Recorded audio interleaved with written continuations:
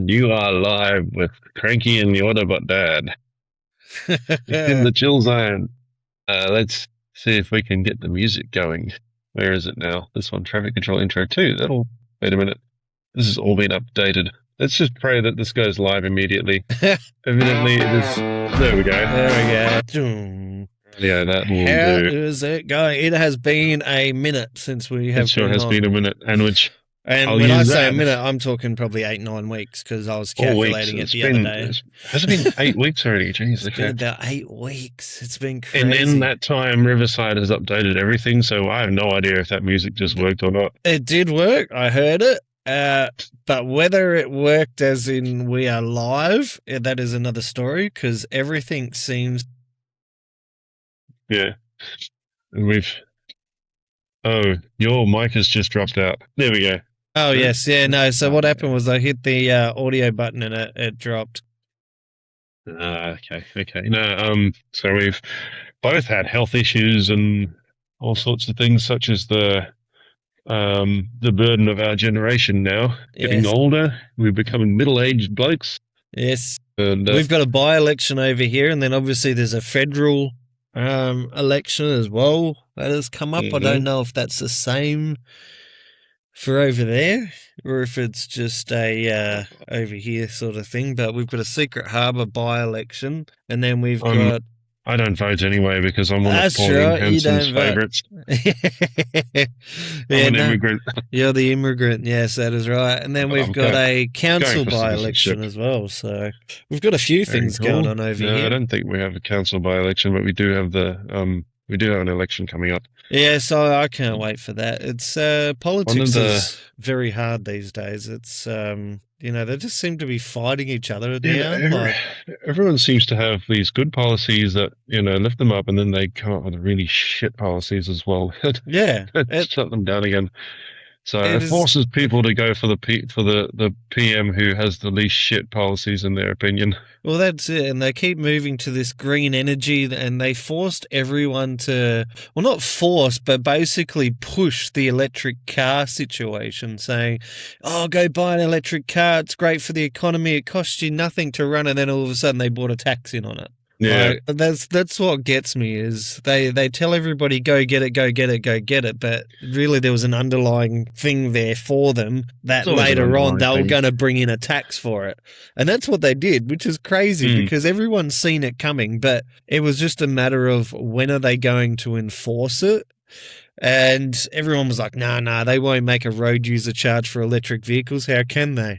And it's like, well, they are using the roads, but they're not polluting. It's electric. But see, my thing with electrics... I don't know about the whole not polluting thing. I think they are less pollutant. Less polluted, yeah. It's, how do I put it? It's like it's deferring the pollution. It's not quite... That's it. It's not solving because, but it is putting pollution out of something, which is the power station. Well, that's it, and it's because of the battery lifespan. Like, what happens to the batteries after they die, and they need to be replaced. So, electric vehicles, on average, a normal petrol vehicle lasts, depending on how well you look after it. I've seen cars run for 50 to 60, 70 years, and they're still running now. They might be not running as peak and long distance, but they're still running. But electric vehicles, the batteries do have a lifespan, and they recommend in between, 10 to 20 years or something on electric vehicles? I think the problem there is that we haven't had electric vehicles in mass production for long enough to actually know,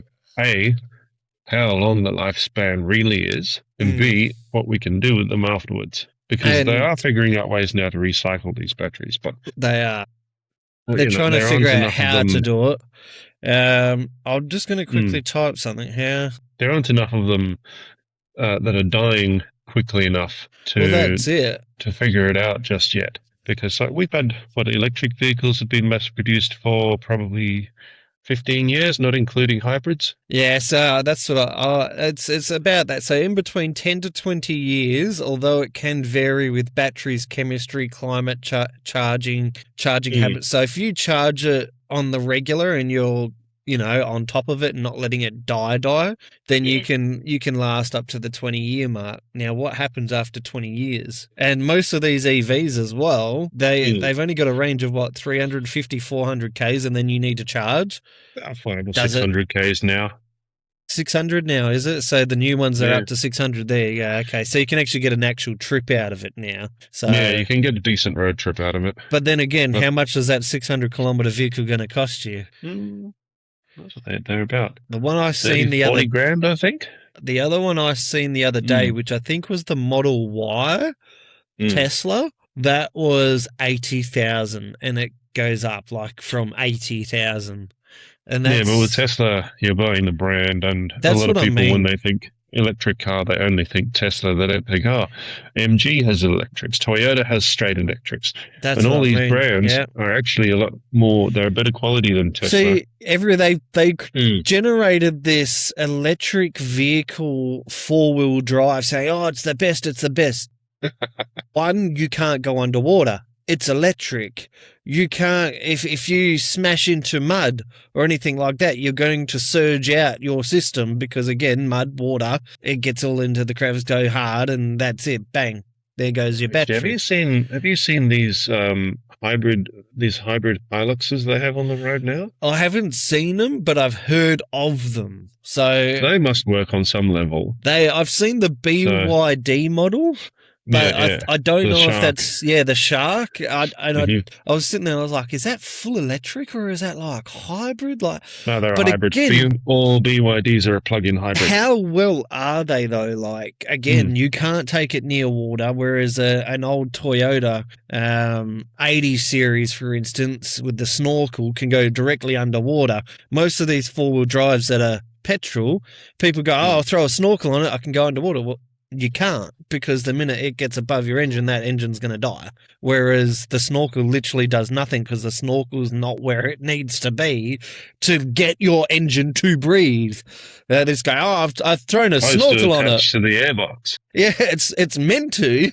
It's meant to, but a lot of people don't. They just bolt it to the outside. Bolt it to the outside and go, I've got a snorkel, I can go underwater. You can always tell the ones because the snorkel, the end of the snorkel just goes into an arbitrary point in the end of the A-pillar. And you're looking at it just like... That's not where it's supposed to go. The snorkel's supposed to go right to the front of the car. Yeah, it's meant to attach. So...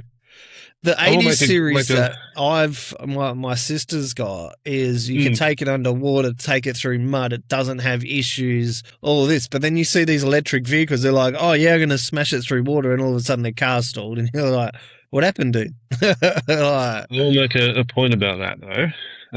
Remember the old diesel submarines they used to have in the Second World War? Yeah. They were electric. They were diesel electric. That's what I mean. Like, how did that work properly? I was only watching a history thing the other day about that. I assume that that hybrid cars work the same way. The battery and the motor are completely sealed off from any water or anything. No water can get in to interfere with it. So what they used to do, the submarine would surface when it was outside of battle, and it would run the diesel engine to charge up the batteries, and then down it goes again. Right, and then all electric from there. Yeah, all electric underwater, because obviously you can't have an open exhaust port while you're underwater. You'll sink. Yeah, that's it. But I presume that these hybrid 4-wheel drives work the same way.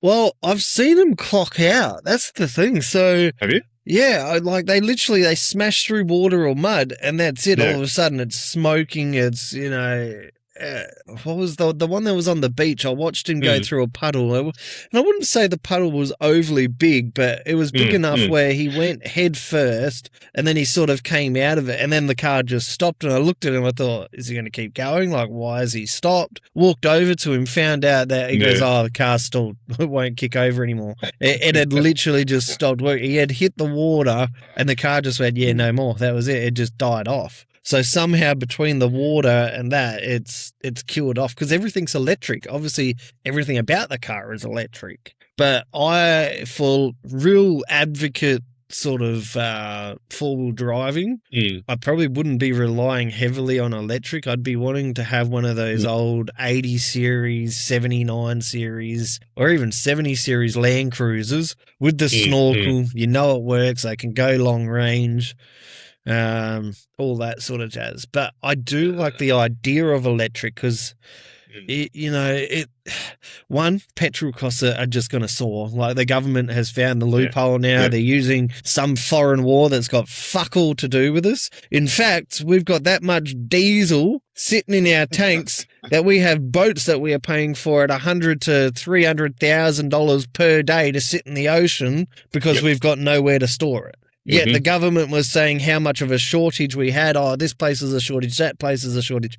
But what it is the big companies obviously playing monopoly with everyone. So it's kind of annoying in a sense that, we have this big shortage, yet you've got tankers that the taxpayers paying for sitting offshore. But then you look at electric vehicles, they're not waiting for anything. They just need a charging station. They just need charging. And you can refuel it while you're at home in bed. In bed. So I do have something I want to get into on that point as well. But go on, carry on. No. Yeah, so my thing, I've got a friend that's got a Tesla, or had a Tesla. Yeah. He just sold it, actually. But he charges it at home. He can go out traveling and he can charge it on his trip. So they stop at a designated area where they can charge it. Obviously, just pay a couple of bucks to charge it up, 10, 15 bucks, whatever. Keep on going, full tank. But then you look at the $15 to fully charge your vehicle again for another 600 Ks versus 600 Ks is going to cost you $200. Yeah. Right? The massive saving that you can actually get from EVs compared to petrol is there, but it does have a lifespan of 20 years, whereas my vehicle's going to last beyond 20 years. Like, I look after it, it's going to run well. I'm probably going to get 30, 40 years out of it. So...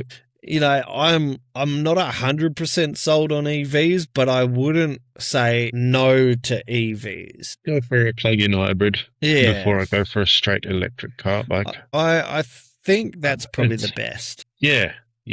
Mostly because one of my mates has a plug-in hybrid. He's got one of those Cheries. And at first I thought they were a kind of shithouse idea. And then, it turns out if he charges it at home, it costs him like $1 to charge the thing, and he gets He gets 190 kilometers worth of use out of each charge before if he plugs it in. He gets 190 kilometers out of each charge before the petrol engine kicks in at all. That's crazy. So it gets to a certain point and then it just drops over. It kicks over to the other one. Yeah. So what he does, right? He loves his Red Rooster. And he's discovered that near our local Red Rooster, there's a place, there's a supercharger, right? Tiny little servo, and it's got 2 superchargers. So what he does, he goes and uses that as the free parking. He plugs the car in there, takes the family into Red Rooster, pays. They have dinner, and they probably pay less than what they'd pay for a full tank of petrol. Yeah. Find out how much it costs him to use that supercharger. So I know over here it's between $15 and $30 depending where and what supplier and all that. There's not really a full cost on it. Because his one's not a full electric car. Okay, yeah. It only has like a quarter the size battery that a normal electric car would have. It costs him about $8 or something. Right. And what about towing? Empty to full. Towing, don't get your hopes up about towing anything with an electric car. Yeah, that's what I was only. Obviously, you've got the Tesla fucking Elon Musk Cybertruck, and they say, oh, you can tow with that. It'll bash through. Now, that is a vehicle that you could take anywhere. That is apparently bulletproof, but we're never going to get it because they have to change the whole dynamics to be able to get it. Tesla was signing people up for a wait list for a Cybertruck in Australia. And it's like, it'll never happen because we have a very obscure law in place that stops it from coming into place. Do you know what that law is? Something to do with the left-hand drive or something, isn't it? And something to do with the shaft or... It's something to do with the steering shaft. Yeah. Which So doesn't make sense we because you've got have all these American old vehicles that are left-hand drive. we have a very specific law here that states that any car has to have a steering shaft that can crumple, right? Yeah, Elon's doesn't. The Cybertruck doesn't have a steering shaft at all, and so that goes against that law, which Yeah, means we can't have them yet. yeah, right. So all Because because the it's Cybertruck independent. steering column is Bluetooth. Yeah, everything's like the Yeah, independent to that. Everything's like the way he's designed it is so it wouldn't have issues like that. I mean And that's so typical of the Australian government, though, isn't it? if I was prime minister, I Because can almost guarantee it. If Pauline Hanson gets in, the first thing that it would be going is that law. I yeah, could almost guarantee it because she'd be like, "Why the fuck is this here? What? yeah, Why is it an issue? What issues does it cause Australia? None. In fact, if someone crashes into it, chances are they're going to make the smallest dent on the side of this fucking Cybertruck. Their car's just going to be like hitting a brick wall, and it's going to crumble the car." And you're going to have a fucking scratch on the Cybertruck. Like, yeah. or the Cybertruck's going to do a flip, be on its head, and then need flipped over again, and off it keeps going. Like, That's the it's unbreakable. In fact, I believe Elon Musk said you can't, it's bulletproof. Like, now, here's where criminals might use it and where the government might also be kicking off the fact that it's bulletproof. You're effectively driving around an armored truck. Like, it's that impenetrable. So criminals would use it to an advantage. And how would the police stop it? Like, you can't shoot at it. Popping tires. Well, are the tires unpenetrable? Like, no, I'd say they're just regular tires. just regular tires. Like, that's what I mean. Like, I would buy the Cybertruck in a heartbeat just because I like the style of it. Yeah. Yeah, I like the style of it. It's a bit like yellow, and it looked like a cheese wedge. I would have to change the color. Like, I'd have to wrap it. Like, it'd definitely get wrapped because that color is horrible, and it's only got one color. So I'd definitely be wrapping it for sure. But it's just a vehicle that seems that it would go and go and go. But again, as Elon has stated, the battery lifespan is only 20 years. So again, that Cybertruck that you're going to spend hundreds of thousands of dollars getting is only going to last you 20 years, and then you're going to need a new battery. And that's the same with all the Teslas. So it's 20 years you get out of that battery. How much they cost? A couple of $100,000. Oh, yeah, they're not cheap. Those Cybertrucks are insanely expensive. I think the one that was over here was 130,000, 140,000. And I'm sitting there going, bloody hell, that's like a mortgage sitting right there. That's money for land and a house. So you're going to effectively buy a deposited vehicle because you got to put a deposit on it. So you got to deposit the vehicle, you got to put some money down on it, and then you're going to put 150 grand further into it, which is a deposit for a house. So you're effectively buying a house on wheels. Yeah. Now, if I'm spending 150,000, get fucked. I'm buying a mobile home. I'm buying a motor coach. Like, fuck that. I want a house on wheels. I want a bus. Like, I'm not buying a Cybertruck. And we do have electric buses. We do. Which is what got me thinking about this topic, right? Because I don't know if you know, but there's discussion right now that Perth is going to be electrifying its fleet. It is. It's already started. So Perth is, I'd say we're probably 50, 60% electric, maybe 50% electric right now, but they want to go full fleet electric. So we still have a couple of diesel buses running around, but most of the times, like for the area that I'm in, most of the buses are electric. Obviously out in the country, we don't have any buses. We still get the old coach come back in or drive in. Yeah. But in Mandurah, Rockingham, and I'd say like Perth, but most of them are electric, but then you've still got the occasional diesel running around. But they are good. They're quiet. They're more efficient. They're great to drive. I love driving them. Yeah, like they feel smooth as. And a lot of the bus drivers that I've spoken to say they prefer a electric bus over the diesel bus. So, there you go. It's satisfying. I love driving them because you can actually see the things like the regenerative braking. You can see them paying off. Yeah, and and I'm sure sold there's out probably pretty a button quickly. there that you can push and you can watch the ergonomics of the Oh fleet and no, how not it even a works. button. Display screen. It's got a display on the screen that shows you where your normal tachometer would be. Yeah. It has a voltmeter instead. Oh, So there you what go. happens is the voltmeter stands up straight for zero. Yeah. Okay, and then if you're accelerating, it starts to lean towards Yeah. that way to show how much power you're putting into the motor. And if you're decelerating, so if you're not using the accelerator, it starts to lean That's that go way to away. show recharge. Yeah, right. Okay. See, what would be fascinating is to get fully solar batteried buses. So you have solar panels on the roof that are flat because obviously they go through some tight areas, but you get the flat solar panels on the roof that automatically recharge on a sunny day, which would then be self-driving, self-powered. Now, how cool would that be to see that happening? Like, you see people doing it all the time, but I think the way the public is, they'd find a way to smash up the solar panels, and I think there'd be some criminal out there going out and fucking just constantly smashing solar panels on the roof of buses just because they're pissed off at Transperth for some reason, and then that would decommission that whole bus because the panels. A lot of people out there who'd go and do it purely because they are against any sort of technological advancement. Yeah. It's crazy because in Australia, you would think we have a good network system and a good understanding now of solar that we could have nice things, but we can't have nice things because we have this 10% of the public who are complete fucktards. There's probably more like 30% of the public now that are fucktards that destroy it for the rest of us who want nice shit in the world. I got into a bit of a discussion with one of said people on Facebook the other day on this post about Perth's fleet going completely electric, right? Yeah. This guy was up there. What was he saying? I can't remember what his actual comment was. It was something about how these electric buses are all going to be dead on the side of the road in 5 years' time. Anyway, so I was like, okay. The government to start with, so. Boy, yes. Please luck.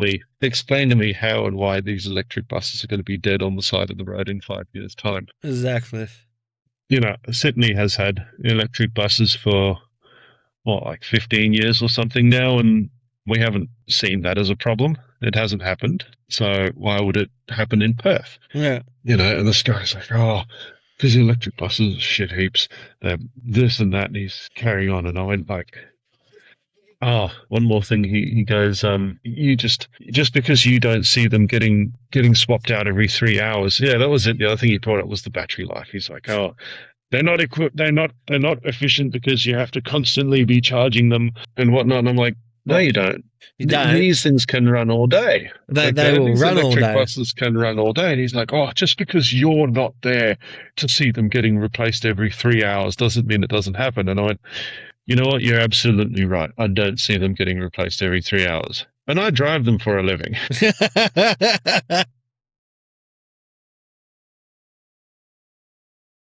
No response.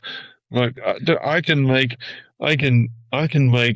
a bus battery last an entire 10-hour shift and still come home, back to the depot with 50% left. Yeah, it's a matter of how they drive it. You've got to be able to really smash the battery in it to, be heavy-handed on it for it not to last. And in Perth anyway, all the bus stations have got their own equipped bloody charging station. So if they do run low anyway, when they go on a normal general break, they just swap the bus out and just put that bus on charge. It takes them less time now to be able to swap a bus over because it takes a matter of 15, 20 minutes, if that, for them to go, plug that one in. I'm taking, bus bay 2 now that's fully charged and equipped. And that comes from the command center who will tell them, hey, me bus is getting low on charge, just need to swap it out. And then they'll swap it out during their break time, which they're paid for. And then after they got their new bus, have their break and continue shift. So, but even then, that's like you got to be a real lead foot to run it out. And most of these batteries they're designed to run long distance. They've got There's more space in the bay to make these buses run all day, Yeah. like the 10-hour charge. Like, just because we don't have it in our vehicles doesn't mean the buses don't have it. The buses will have it because they need to run all day, and they wouldn't be creating buses to only be able to do 400 Ks if they've got to use it all day. So these buses have probably got an 800, 1200 kilometer fucking range sitting on it. Like, exactly. Like, I'm going to actually, let's see if we can Google, see if what comes up. What the But I'm fortunate in that there are a lot of hills in my area. So when I do drive them, I just take my foot off the pedal as I'm going downhill and watch the charge meter just go pop all the way that way. Oh, look recharge. at that. 100% recharge as I'm going downhill. So the Trans-Perth, some of these buses have a range of 300 Ks, whereas some have a 1,200 kilometer range according to ChatGPT. So it depends on what bus, how big the bus is, depending on a single charge, they can get up to 300 Ks or they can get up to 1,200. So I wasn't too far off. Trans-Perth now has more than 150 electric buses.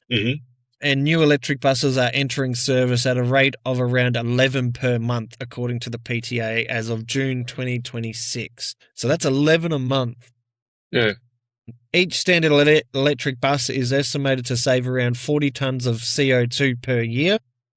The WA government estimates an electric bus is about $1 million cheaper to operate over the 18-year lifespan. So 18 years they're designed to last for as an average, they've been estimated. The newest articulated electric buses can recharge in approximately 4 hours. Expected bus service life about 18 years is used by the WA government when comparing operating that 4 costs. hours, though, it's from empty to full. Yeah, that's empty to full. 0 to 100%, which a lot of the time they're not going to be doing. No, that's it. A lot of the time you're going to get drivers who actually know what they're doing. They know how to drive these things. Like me, for example, like I said, I can run an entire 10-hour shift in a bus and bring it back with 50% charge left. So that's going to take 2 hours, maybe even 1 hour if you've got a good enough charger. Yeah.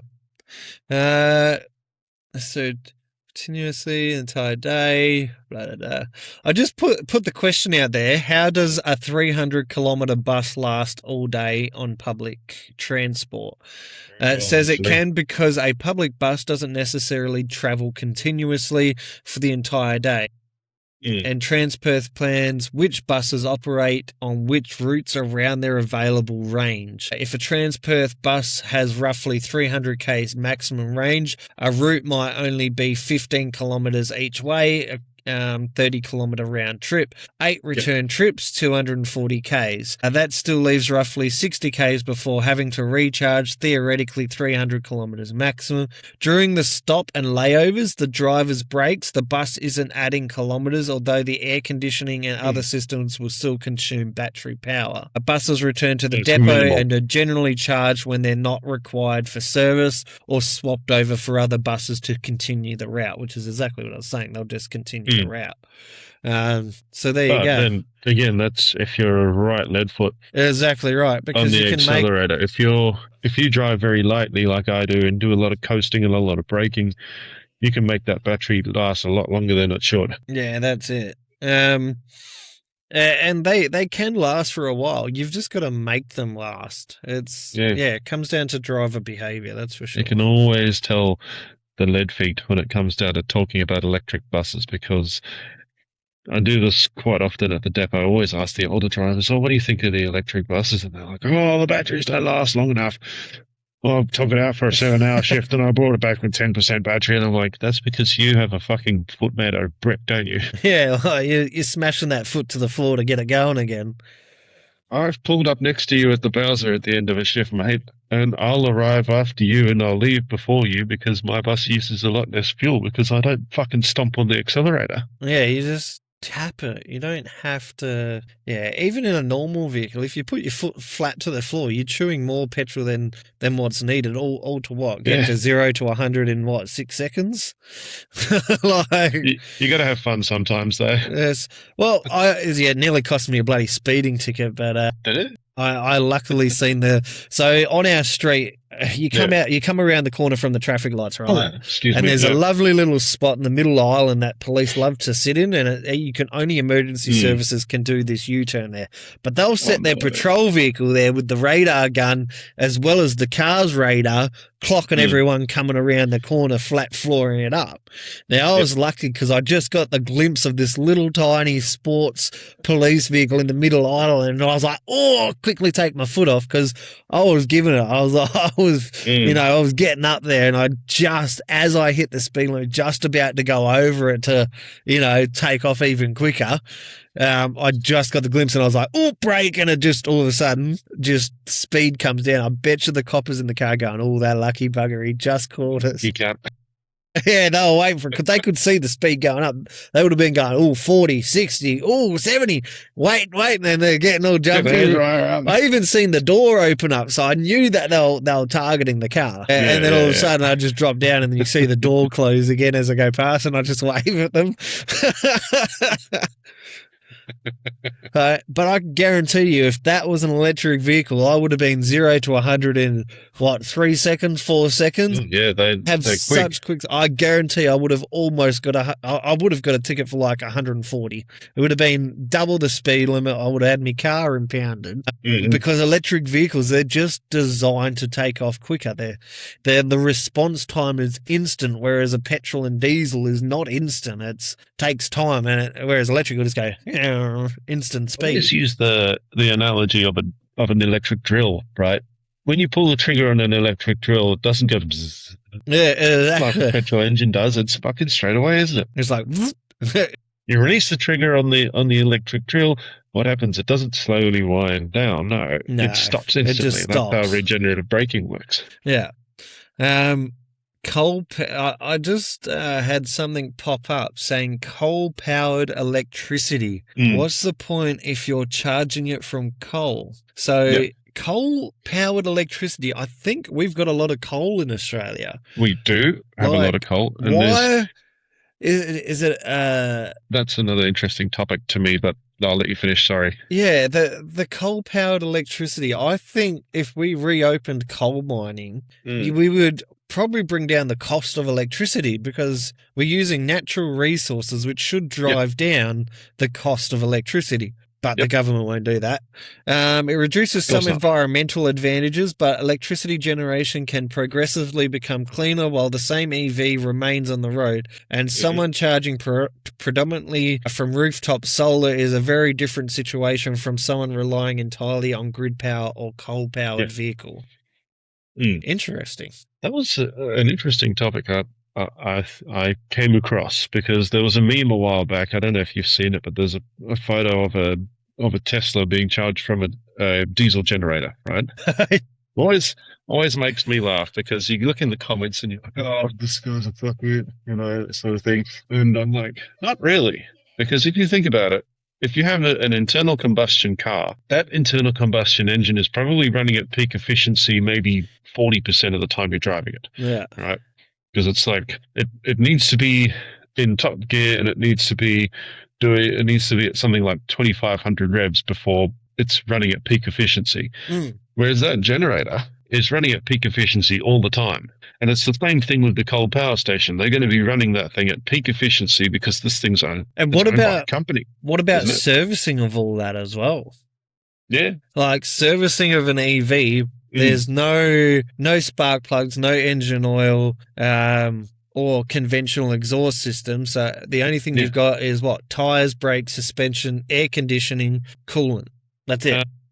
Battery coolant. There's obviously they've got to check the battery health every time you take it in for a service. And then there's what else is there? It's still got things like wheel bearings and whatnot that need to be greased. Yeah. Essentially, it's all the things you do in a normal car service except for changing the oil. And that's what I mean. Like the crazy thing about EVs is that it's got so many perks to it. And we have so much natural resources in coal. And we're not using it because the government's like, we don't have anyone wanting to do coal mining, yet you shut down all the coal mines. Like, people were employed in coal mining You shut it down because it was going to be cheaper to run electricity, and you had this green energy plan. And solar, that Western Power are now pulling the piss out of people because they have how many solar farms getting free electricity, and yet it costs us more because, but it costs more to run the farm.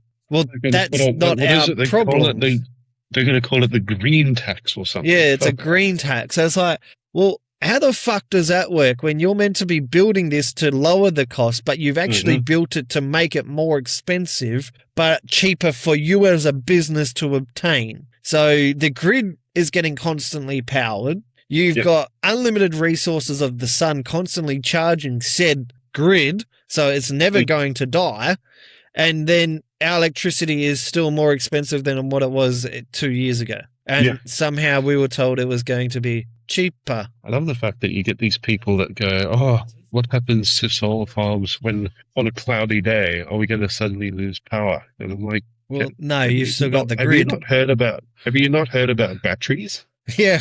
And I'm sure Western Power has gone and built a very big battery farm. I mean, like, do these people think that, like, once the coal power stations, if they start to, they're not run out of coal, but when they start to produce slightly less power, like at night, what do you think? All the lights are going to brown out or something? Yeah, nah.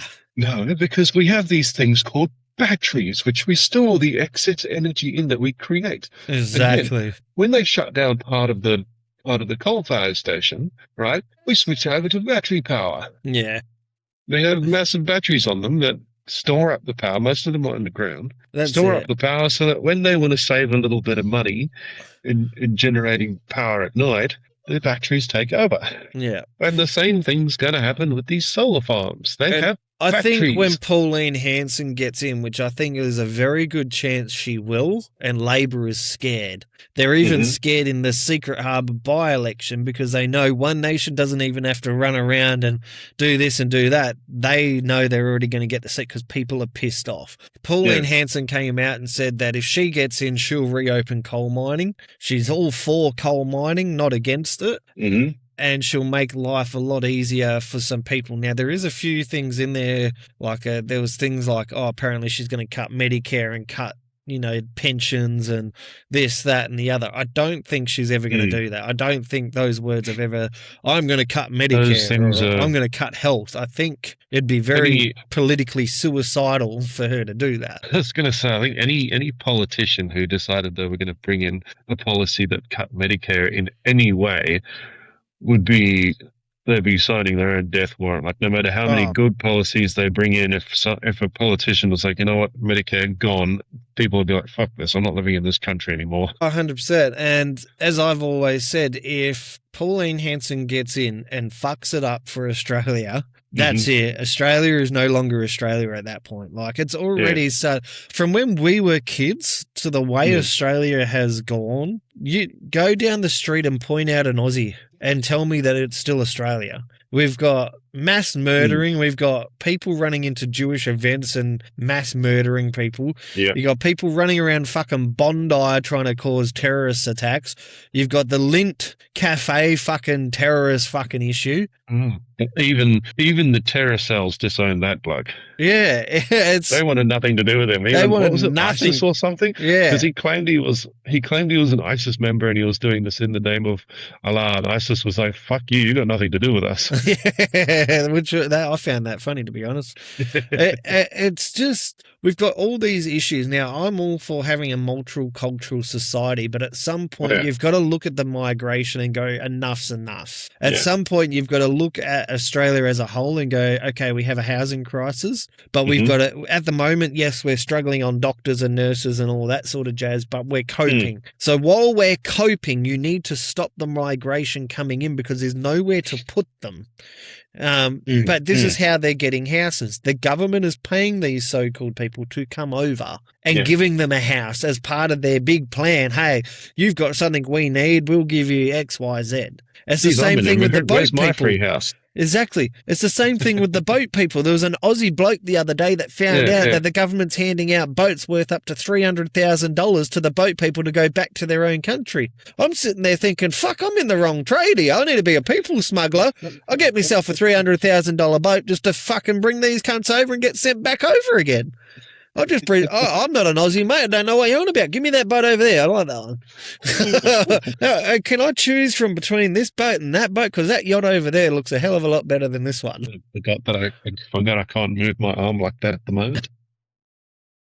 It is crazy to see how Australia is transforming, and not for the better either. Like, again, I'm all for integration and bringing people in, but if we had the housing supply, then sure. If we had the road infrastructure, the hospital infrastructure, the work infrastructure, then sure. Yeah. But we don't. And there's 1 million more people here today than what there was last year. So 3 million compared to the 2 million, it's just getting crazy. And even now the government's trying to scramble, go, how can we stop this and bring the number down? Too fucking late. Like, the numbers are the numbers. We got two things in this country that don't agree with each other. Number one is that we have a high rate of immigration, which is fine. I love the fact that we have people from different cultures coming into the country, right? And bring your food with you. For goodness sake, bring your food with you. People from different cultures have the most incredible food. But so that's number one. The other thing we don't have is we do not have any cheap housing. No. All the housing now, you try to find a house that's worth under 500,000. Go back in time to the 70s through to the 90s. And we had entire areas of these cheap shit houses that just had concrete floors. And on big blocks. These are and they were on big blocks. It was just a cheap shit house with a fibro garage and a hills hoist in the back. Fibre fucking fencing. Yep. And we could afford immigration back then because we had housing. We had tons of these houses going up. We don't anymore. No. Now, for some reason, even in the new housing estate, they've got to be... And you could travel on the freeways and be easier. Yeah, that's it. Where was I going? You go to the new housing estates and you've got all these modern-looking, nice places with price tags on them that are over $1 million, and they're all done up. They're carpeted inside. They've all got ducted air conditioning. All of them have to have the home theater system and everything. Yeah. Why? Why does that have to happen? I would be more than happy to move into a cheap shitbox place as long as it's something I could call my own. When we built this house here, we deliberately wanted a bigger block than what we own, so we went from 410 to 460. Yeah. And I deliberately made the theater rooms smaller because I wanted the larger bedrooms.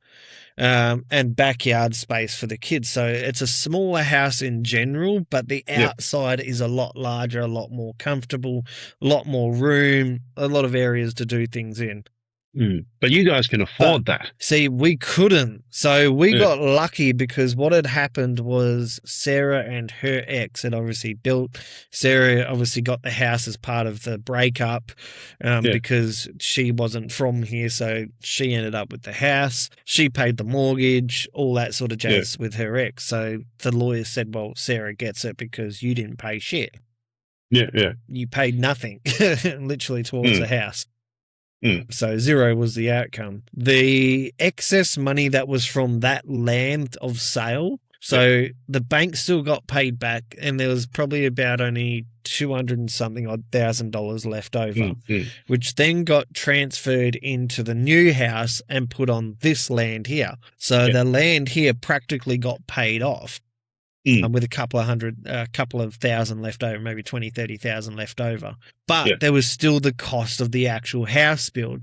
So it still cost over $400,000 for the house. So you're looking still in total, 450 odd thousand, 410,000 in total. But when you start pulling your loans and your excess all into that, then you're looking at what, 450,000. So it's still on average will cost you $410,000, or if you add the land, $780,000 to buy just a 460 square block with a house on it. So it is very fucking expensive. The cost of it is coming down, but it's still expensive to buy a house over here. And it's like, you're bringing in all these Yeah. people. Where are you putting them? Like, where are they going? Because you can't get a rental now that's cheaper than what the mortgage is. You're still looking at $750 Yeah. for rental in Perth. 650, 750 for rent in Perth. And I'm sure in Sydney and Bondi, you're probably looking at 750 for a shit house. Like, you probably can't, unless you move out to, I'd say, the country areas, you could probably get it still cheaper. You've seen a video tour of my place, right? It's, in a way you have. You have a rough idea what my house looks like. It's not a shit house, but exactly. The average rental for my area, which is supposed to be a low income area, is $700 a week. So yeah, I'm not paying that. I'm pretty good friends with my landlord, so they gave us a really good deal, and we're lucky for that. But the average area, though, you're still looking at that 700 mark, and that's the crazy part. Like, and then you start going up further. You start looking at places like Bondi, where you're paying $1,200 a week or $1,400 a week for a little studio apartment, just because you want to be in a nice area. And people seem to think, oh, I'm going to move to Sydney, and because Sydney for Australia is the landmark for every tourist immigration, they're like, oh, I'm moving to Sydney. I'm going to see this. But then when they get here, they're like, what the fuck? It's so expensive. Like, they're not told the expense of that area. It's expensive. But again, that brings me back around to my point. That's like, no one seems to be happy anymore to just live in a low income house. Which is crazy. Because I'd still happily do it. Yeah. Like, you guys have a nice house because you could actually you could afford that place. Sarah had the money saved way up to put the deposit down and all that. You guys actually had the means to do it. But then you get other people in my position, for example, right? And they're like, "Oh, housing is so expensive now. We don't want to live in a place that actually is cheap. We don't want to live. We need to have a place that's got the home theater room and the ducted air conditioning and solar, and it's like you want to live like a millionaire on a beggar's budget. On a beggar's budget, yeah. Now, we got lucky. Obviously, the first plan of thought when we got my payout from work was we need to get a solar battery straight away. Like, all the spare money we had, solar battery. Yeah. And that's going to pay for itself. It's going to pay for it, exactly right. And it's almost paid off now. There's probably like only $9,000 left on it. But we have not received an electricity bill in ages. I think our last electricity bill was like $90, and that wasn't a bill. That was a administration, Western Power, synergy fee, whatever fees they want to throw in. That's all that was. But then when you looked at usage, zero. Like, exactly. There was no cost because the solar battery is paying for itself. I think the worst bill we've had so far is $130. And that's because it was winter time and we were running the heating all day, every day, night.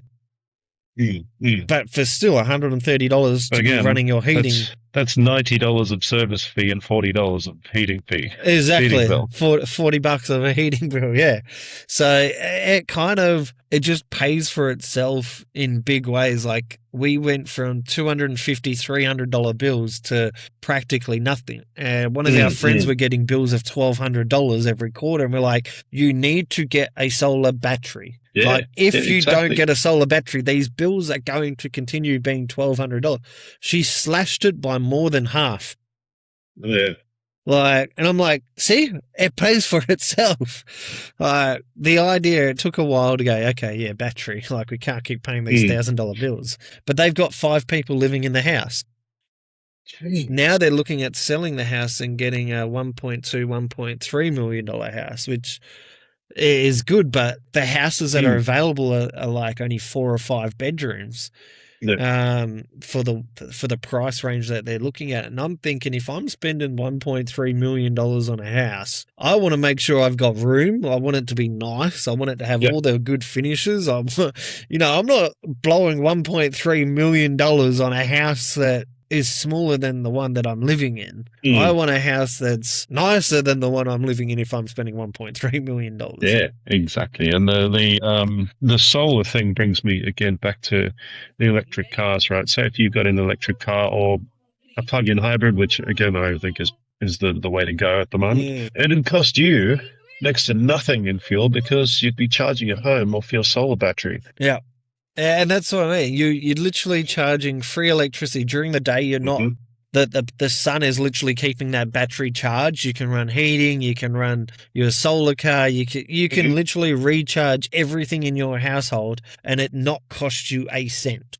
And you were saying that was it the last winter your electricity bill was $140? $130, $140. And again, most of that is admin fees. And you were running the heating all day, the entire day, I take it. So that means entire day, the entire night.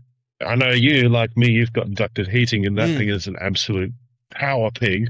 It loves the power. So even this PC, PC will, after 6 o'clock when the sun goes down, if I don't turn this off by 7:30, 8 o'clock at night, within the hour, that battery is gone, gone, dead. Really? This thing has been souped up. Like, I've put a lot of money into my PC. This thing chews the electricity like it is going out of fashion. So not only is the inducted aircon, if we had that and the PC going at the same time, within the half hour, we'd have no battery left because it's just sucking. I digress, right? So you told me you're running the heating all day, and it's only added an extra $40 onto your bill. So if you had the plug-in hybrid, okay, my mate says that if he charges his car at home, it only adds something like 60 cents per day to his power bill. So that's what, an extra $30, maybe $40 a quarter to your power bill if you had one? If I had one. And if I did it during the day, it doesn't cost me anything because, you know, at nighttime, obviously by then it'd be fully charged. I just unplug it and she's done. It's like in my case, for example. So that's telling me your solar panels are putting out a shitload of power. They put out a shitload. So we didn't go cheap when it came to the panels. So we went with Homewise Solar. Not. Yeah. He's a local bloke. I wanted bigger battery. I wanted bigger panels. He goes, but you don't need it. For what you've got, even if you were to have an EV vehicle, you could charge all of this during the day and it not cost anything. So during the day while the sun is up, you can run everything and that battery will stay 100% fully charged, costing you zero. So if you're like... Zero. Nothing. Zero. He keeps even if you were to come home at 5 o'clock, to the right of the PC. I keep forgetting it's over here now. If I was to go to work, come home at 4:30, 5 o'clock, even 5:30, the sun's still up. Now I can quickly put that car on charge, and within a couple of hours, bang, that car's fully charged, and it's still not going to run down that battery enough to where I've got no power through the night. So we had the whole street out. The Western Power turned off the power. They're like, we're doing works, we're turning everything off. We've got the blackout system. Really? We've got a blackout system. So the battery just kicked in, turned everything back on again. Western Power's come knock and go, hey, why have you got power? We're like, battery backup. Everything's running. They're like, okay, no worries. See how my roof is all see that, mate? Is shiny. See how there's a solar panel security cam sitting on the roof, you know, it's all there. No, but so even if you're like me, for example, right? Okay, we'll go back to my old mate. Remember I said earlier his car, if he charges it at home and it tops off at 100% rather than 80, like most superchargers will top you off at 80 and then that'll be that. If he goes up to 100%, he gets 190 kilometers of driving. So that's for the average commuter. That's like 2 weeks worth of driving. Yeah, most people don't do that much driving in a week. No. So say like me, if I got an electric car, solar panels, I'd only have to charge my car once a month because I don't use the car to go to work. Yeah. Aren't you walking distance as well? Sort of. Depends on the depot I'm driving out of. Which is extremely rare. If I'm driving out of the depot that's closest to me, I can walk there in about 40 minutes. Yeah.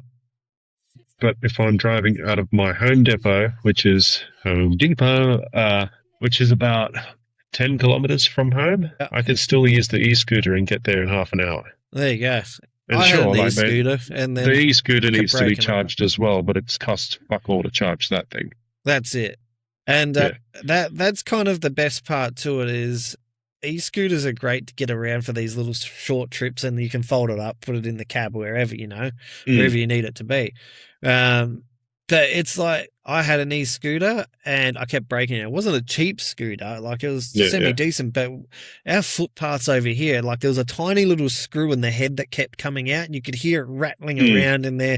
So I called them up, sent it back. They sent another one. Same thing happened again. I'm like, what is going on? Is there just a bad batch? Then they found out, oh, that's by design. It's designed to come out. I'm like, I don't think it's designed to have a screw loose the whole way through, rattling around in there, designed to just pop out. So I sent it back. I didn't want any risk. There was a lithium bloody battery as well. I'm like, man, if this screw is on the motherboard or something and I'm charging it, it's just going to cause a fucking fire. The whole house is going to go up all because of this tiny little screw. I was like, I'm not fucking with that. Sent it back, got refund. Haven't touched an electric scooter since, unless I'm going to spend $600-700 on a decent scooter, on one of those nice big ones that are rugged wheels and designed for sort of shitty ass roads, I guess you'd put it. Well, sorry. No, yeah, go for it. I was going to say, why don't we hook into this in the next episode? Let's do that. Yeah, because we're about to hit the hour mark, so I'm going to play the theme music. And to Autobot Dad, I'm going to be back in 5 minutes, but to everybody else, we'll be back in a week. Yeah, see you guys next week. And just want to do a shout out for our Bello Bliss as well. Got your product the other week, and yeah, once again, top product. Yeah, forgot about the sponsors, but again, we can talk about that in the next episode. Bye, everybody. Oh my God, if only I could get Riverside to actually do what I want. There we go.